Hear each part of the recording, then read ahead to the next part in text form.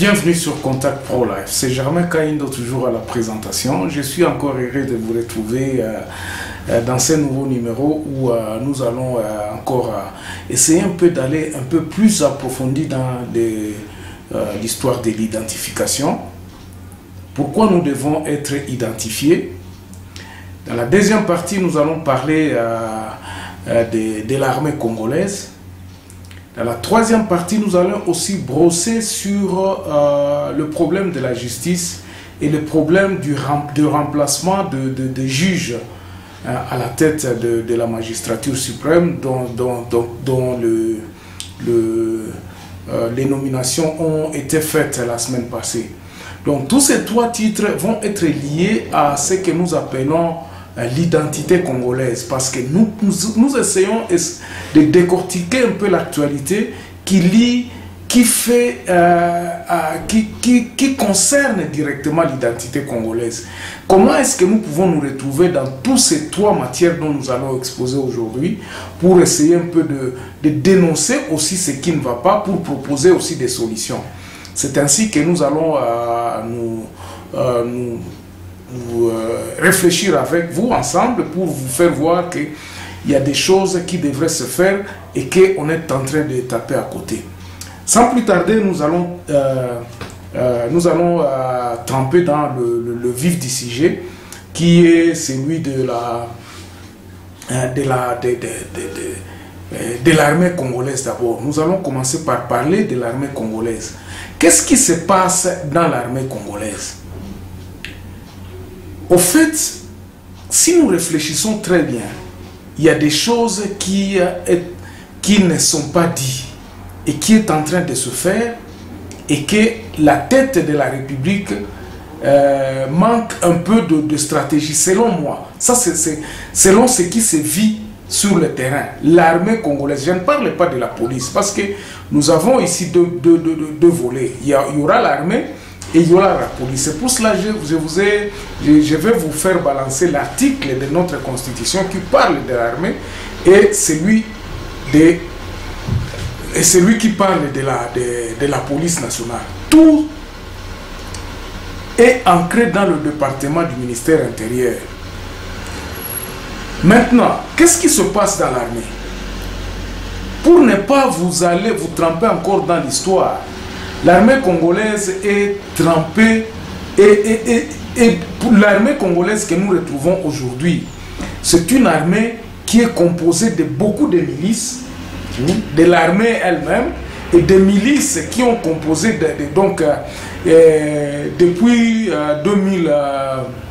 2004-2005, après la conférence de Sun City, où nos politiciens ont dit que non, bon, il faudrait que les composantes, les rebelles, les rébellions devraient se mettre d'accord pour composer l'armée républicaine.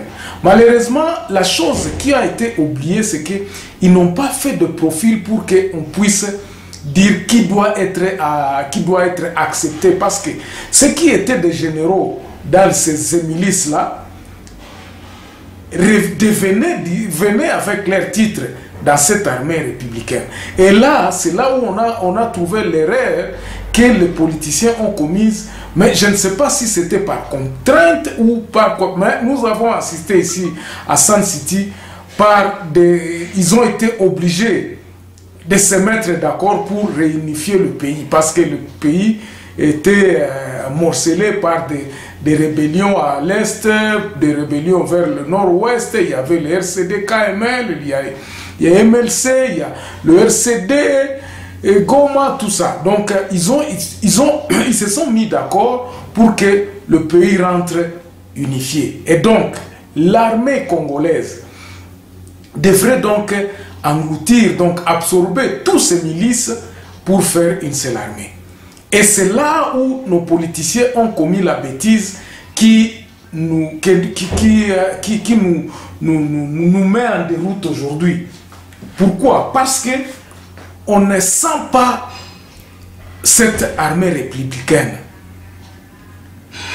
Il y a une tendance où vous allez trouver que ce sont des étrangers qui sont aux commandes de l'armée. Et cette tendance était pourquoi? Parce que à la tête, quand il y avait une négociation, à la tête de ceux qui négociaient, ce qui a été fort, c'était justement le RCD, dans lequel il y avait beaucoup de soldats, beaucoup de militaires qui n'étaient pas des Congolais. Ça, il ne faut pas, on ne peut pas se voiler la face. Beaucoup de militaires du RCD n'étaient pas des Congolais. Parce que ces militaires-là venaient justement du Rwanda, parce qu'il y avait le Rwanda qui avait aidé cette RCD-là à venir chasser Mobutu. Donc, le commandement, beaucoup de commandements, vous allez trouver qu'en partant même de tous les camps d'entraînement de cette armée, vous allez retrouver cette tribu-là. Parce que nous ne pouvons pas nous voiler la face. Il y a des tribus qui existent. Donc, on ne peut pas se voiler la face. Ces tribus-là existent et que ces tribus-là sont en pignon sur rue. Donc, ce sont eux qui ont tenu le commandement jusqu'à aujourd'hui. Quand vous partez de Ouvira jusqu'à vers Aru là-bas, vous allez trouver qu'il y a beaucoup de commandants de l'armée, des lieutenants, des colonels et même des généraux qui sont à la tête de notre armée et qui sont là depuis des années, de plus de 20 ans. Et ce sont des gens qui travaillent pour l'ennemi, qui travaillent pour leur pays, parce que jusque-là, ils n'essaient jamais de solidariser de leur pays d'origine. C'est ainsi que donc, nous disons que l'armée congolaise, pour l'instant, quand vous la regardez en soi, elle regorge de multiples nationalités. Vous allez trouver des gens qui ont des nationalités douteuses et que nous ne pouvons pas malheureusement faire autrement.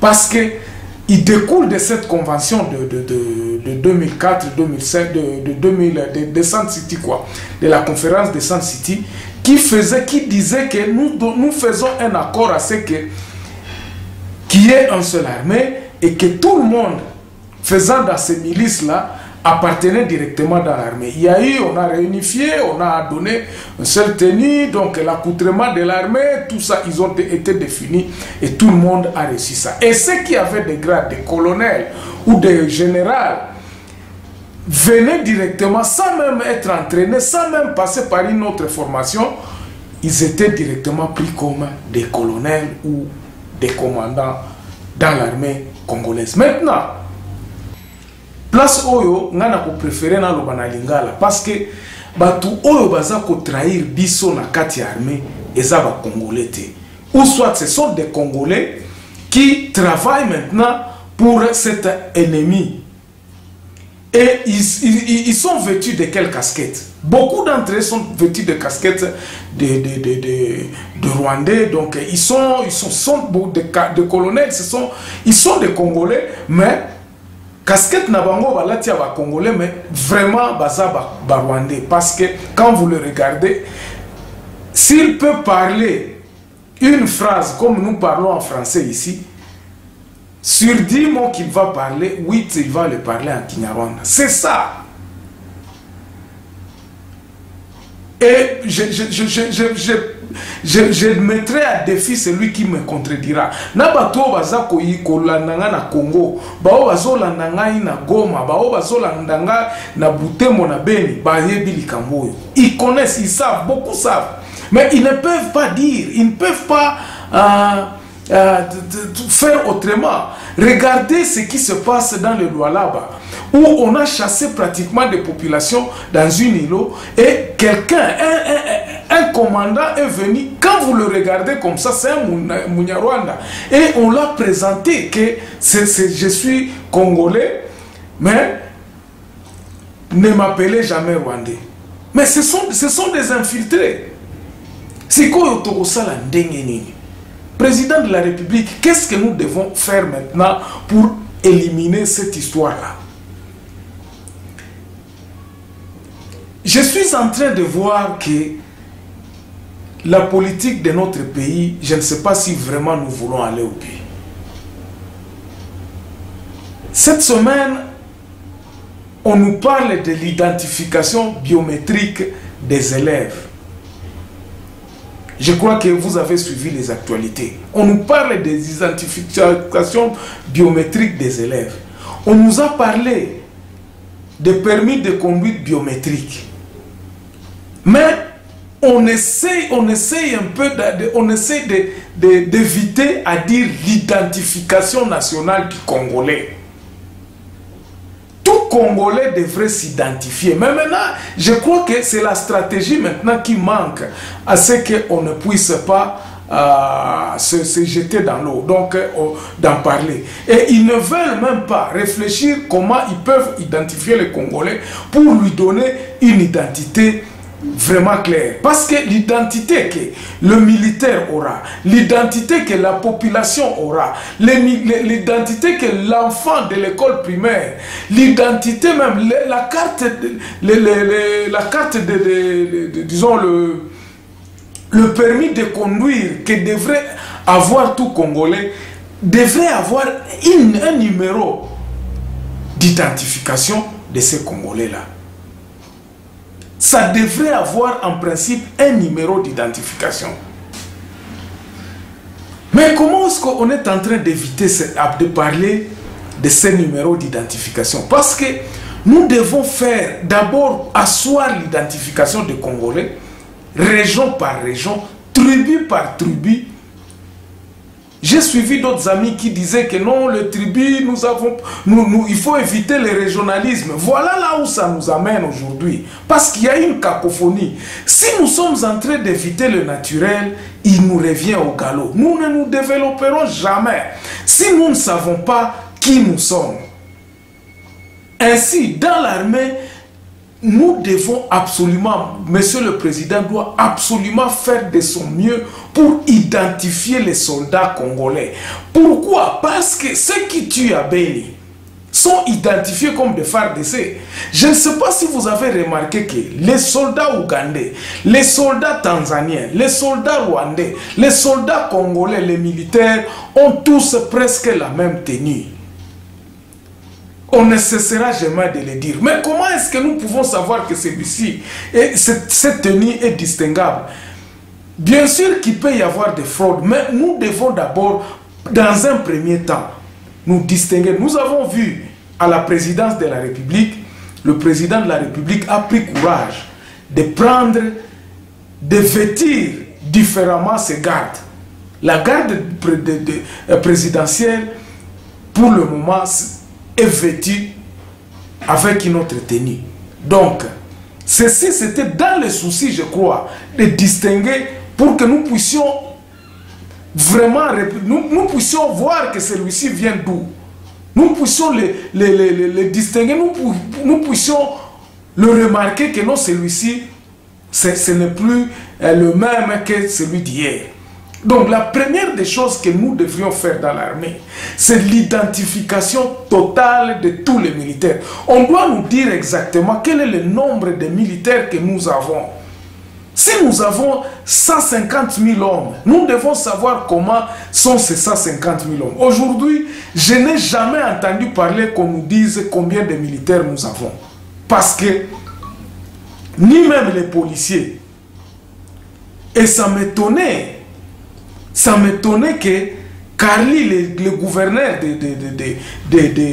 du Nord Kivu, qui disait que non, il y a des maisons, qui avait reconnu qu'il y a des maisons à Goma où regorgeaient des gens qui venaient du Rwanda, et la journée, quand ils viennent, ils entrent dans cette maison-là, en y sortant, ils sortent avec des tenues militaires. Mais ils n'ont jamais pris le courage de dire que nous allons attaquer ou bien nous allons aller faire des inspections ou bien des investigations dans ces maisons-là. Ou est-ce que vraiment celui qui a le pouvoir peut commencer encore à...